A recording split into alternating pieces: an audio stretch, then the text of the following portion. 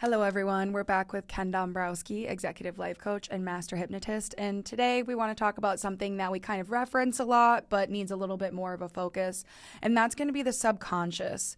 The subconscious really does play a big part in a lot of our decision makings, the way we feel, act, all those things. But I feel like people put it on the back burner a lot more than they should. Do you want to kind of explain, why or the importance? Well, it's a big conversation that can really keep on going. The subconscious, when we look at the overall mind, which is the energy force that turns on our brain, and that mind tells our brain what to do, brain tells our body what to do, it's all energy. The mind is all pure energy. So it's broken up into basically two parts, your conscious mind and your subconscious mind. Now, we have a working theory that about 8% of your overall mind space and energy is conscious. The other 92% is subconscious. So when we're walking around thinking we know something about ourselves, we're really probably don't know as much as we like to think we do, because we're not directly in touch with our subconscious mind. It's completely separate. It's like got its own own way about doing things, that it does not consult us before it does anything consciously. So that's why a lot of people are walking around wondering, why do I think about what I want in my life, but instead I'm always doing or experiencing something different that I don't want. That's because your subconscious has programs in it that says that this is who I am, this is what I do. Doesn't care about right or wrong or if it's making you happy. It just is. Mm-hmm. So you can have someone who, this happens all the time in the office. You come into our office, we have you fill out a questionnaire, and then what we really need to know about are traumas of your life. And so sometimes people they'll put nothing. I mean, how do you make it to be 50 years old and have not a single trauma, not a single problem in your life ever? And they come in and say, okay, you didn't put anything under traumas. Well, those don't matter. What do you mean those don't matter? Well, it just doesn't matter. I was a kid. It was a long time ago. It's not like I walk around thinking about, right. And that's the entire point of the questionnaire, is to get up talking points. So then it might say, okay, well, yeah, I was abused as a child. My dad was a drunk, and he used to hit us and yell at us and swear at us and lock us in the basement or whatever kind of thing. Well, that's a huge trauma. Well, it's not like I walk around all day, thinking about it like, oh my gosh, I can't. See, that's your conscious process is helping you function, get through your day. Mm-hmm. And now the things that you don't want, like you might come to us because you're smoking or drinking too much or have depression and anxiety or fears, those behaviors are compelled by that subconscious mind. So the subconscious is trying to give you these messages. Sadly, it's not like, written out like, hey, take care of these items in your life and everything will be fine. Nope, it does it in form of compulsion of negative behaviors. So what we want to do is we want to be able to think about, what is my subconscious trying to tell me? Mm-hmm. I actually tell people all the time in discovery calls, like especially when it comes to the more addiction side of things, like someone who has a drug problem. I think I actually talked about this recently. I said, your subconscious mind doesn't give a shit. Your subconscious mind does not care that you consciously don't like the way you feel after you do this, or that you're upset that you can't stop, or whatever it may be, whatever you're trying to let go of. Your subconscious mind doesn't care at all. It's comfortable where it is. Like, it has its comfort zone, and it's not ready to leave that, which is why something like hypnosis becomes so important, because that's a good way to kind of bring the subconscious forward. Otherwise, you can wrestle with your conscious mind all day long, but you're not actually making any large changes. That's not where your coping mechanisms and your habits and all those memories that you don't consciously remember, they're all sitting in the subconscious mind. Mm-hmm. They're sitting there festering, mm-hmm. and they're directing your behavior without you knowing about it. I think it makes total sense that the subconscious is 92% of your brain and conscious is 8%, because how much do we really remember, that we've been through consciously, but you haven't forgotten anything you've ever experienced. It's just sitting in the part of you that you can't just recall and recollect at any given notice. So the most formative ages are conception to 7 years old. You remember all that. I don't care if you think your first memory's at 3, 5, 2. No, you know exactly what all of that felt like. It's just sitting in the 92% you don't really access. Exactly. So if someone, we call it epigenetic imprinting, mm-hmm. That's if something happens when you're in the womb. some kind of a traumatic experience, for example, or maybe anything that was not joyful and happy. Could have been anything. That emotion gets downlined through the mother into the fetus.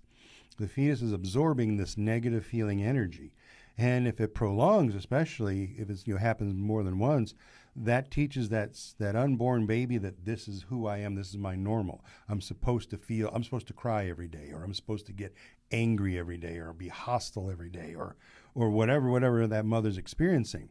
So when the baby is born, the baby's doesn't have any actual memories of that. Even when the baby's 20, 30, 40 years old, don't have any memories. But the subconscious absolutely collected this, and it is using it in your day-to-day life until we do something to change it. Right. And I will disclaimer right there as well. We don't want moms to be taking this as like a hard hit, like it's your fault, you messed up your kid. That's not it at all. Like you're just living your life and you can't really control the things that happen around you. We know that we have very little control in life. So this is at no way trying to like blame anybody. We hope a child watching this doesn't blame a parent, and we hope a parent doesn't blame themselves, because this is just life. You can't create a perfect child. You can't create a perfect childhood. You can't have perfection at all, because if you don't have bad, you don't have good. So everything is a balance, and please nobody take this as offense or a way to blame somebody else, because that's not what it is. Well, one of the outstanding clients that we had a few years ago was a 19-year-old girl who was she had nothing but problems her entire life. Her mother had lots of problems with her. Every behavioral problem, always acting out, lots of aggression. And so I'm working with this 19-year-old girl who was also now addicted to meth at the time. And I wasn't getting anywhere with her, partly because she was on meth when she came in for her sessions. So I couldn't get much out of her. So after like 3 or 4 sessions, I called her mother, and I said, I'm not getting anywhere, and I don't know what's going on. She talks a little bit, then she's reserved. But so let me ask you, I feel like I'm missing something. Did anything ever happen while you were pregnant with her? And this mother on the other end of the phone, she goes, I can't believe you asked me that. So I thought, oh my gosh, did I just offend this? I'm so sorry. I'm hoping she's not mad at me for something. And I said, well, why do you say that? She says, well, I have told dozens of doctors and psychotherapists and counselors and whoever else what happened while I was pregnant with her, and everyone dismissed it, even though I know that this got to have something to do with it. You're the first person to say anything. I said, okay, now I'm intrigued. What happened? She said, September 11th, 2001, I was downtown New York City, 2 miles away from the World Trade Center, having breakfast. I was like 7, I think she said 7 months pregnant with her at that time. So if you can imagine this incredible, unbelievably horrific situation, the mother had no control over this. We're talking, she's in the middle of one of the greatest catastrophes of our lifetime, and it's completely out of her control. There is no way you can be amongst this. People are running in the streets, screaming and crying and thinking they're going to die today. There's no way for her to be able to be like, oh, no, everything's going to be fine. Oh, no, it's okay. No, I'm sure she went into mass hysteria also. You don't have a choice in the matter. So now that is, of course, an extreme, situation, but it can happen I don't care if you're just driving your car and there's a car swerves your direction, you go, oh my God. That could be enough for that baby to absorb a little bit in that tiny moment, a little bit of, oh, it's scary out there. Right. Yeah, I mean, I think that all makes total sense, because I'm actually, funnily enough, I was alive during 9/11. We were in Mexico. Mm-hmm. So I was 2 at the time, but chances are that did actually rub off on me somewhere, because we had to now get on a plane just a few days after 9/11. And yeah, maybe I didn't understand what was going on at the time, but both my parents sure did. So now I'm probably feeding off of what I'm seeing them going through. All the Americans were together at the resort talking about what the hell just happened in their country. So, I'm sure that had something to do somewhere with me. I'm not afraid of flying, but it could have, triggered something else somewhere else. Because, we were the start of TSA and all that. So I can't imagine what that was like to go through at that time. Exactly right. It's a great way to put it. Great memory, too. So, yeah, all the energy of all of us in that resort, we're all commiserating. We're all terrified. Are we going to be able to go home? We had no idea what was going to happen. So yeah, you definitely, as a 2-year-old little girl, you absorbed all that. Well, and like, I know that, the conversations of mental health and emotional health are more of a new age thing in general, but how many kids that were my age during 9/11 now have anxiety?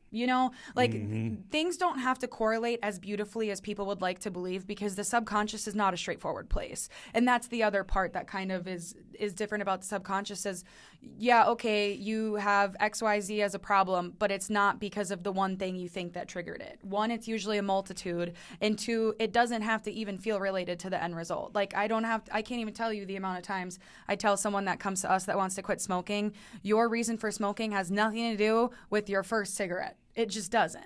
It has to do with everything that happens to you emotionally, stress-wise during that time to keep you there.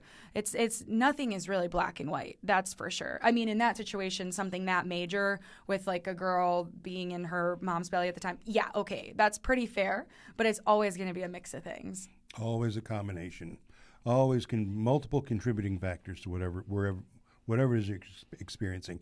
But it could have started with one. Mm-hmm. And then what happens, it snowballs. Mm-hmm. So what our mind is constantly, it's a justification machine.